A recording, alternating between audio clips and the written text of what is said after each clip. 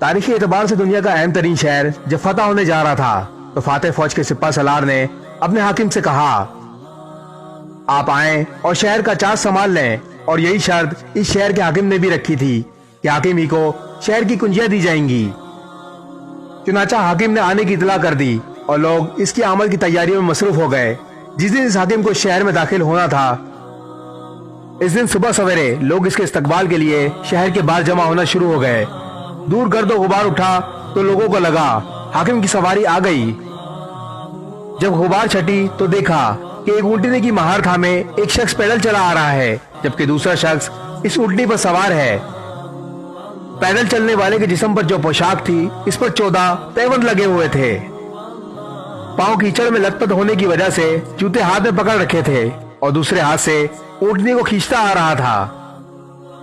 سپہ سالار نے جب انہیں دیکھا تو پکار اٹھا، اے بیت المقدس والو تیار ہو جاؤ، ہمارے حاکم حضرت عمر رضی اللہ تعالیٰ عنہ آن پہنچے ہیں۔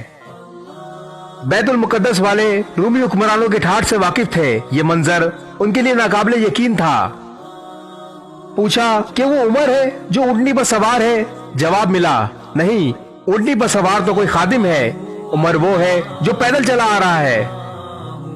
لوگوں میں چہم گوئیاں شروع ہو گئیں۔ سپہ سالار نے اپنے سامان سے قیمتی پوشاک نکالی اور گھوڑا دوڑا کر حضرت عمر رضی اللہ تعالیٰ عنہ کے پاس پہنچا اور کہا آپ یہ پوشاک پہن لیں تاکہ شہر والوں پر روک پڑ سکے۔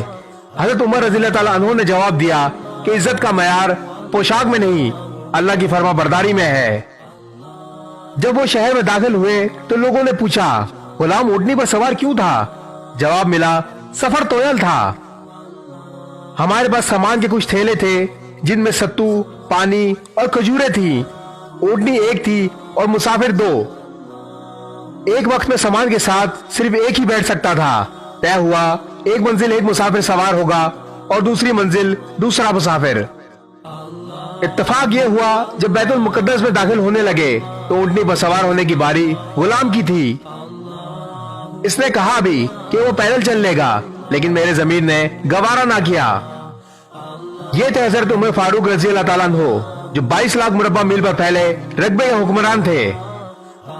یہ تھے وہ صحابہ جن کی تربیت نبی پاک صلی اللہ علیہ وسلم نے خود کی تھی۔ یہ دنیا اگر 7 مرتبہ بھی بنائی جائے تو حضرت عمر فاروق رضی اللہ تعالیٰ عنہ جیسا ایک حکمران بھی پیدا نہ کر سکے گی۔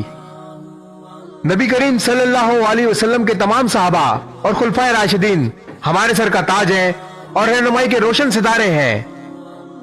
اللہ تعالیٰ ہمیں ان کے نقشے قدم پر چلنے کی توفیق عطا فرمائے، آمین۔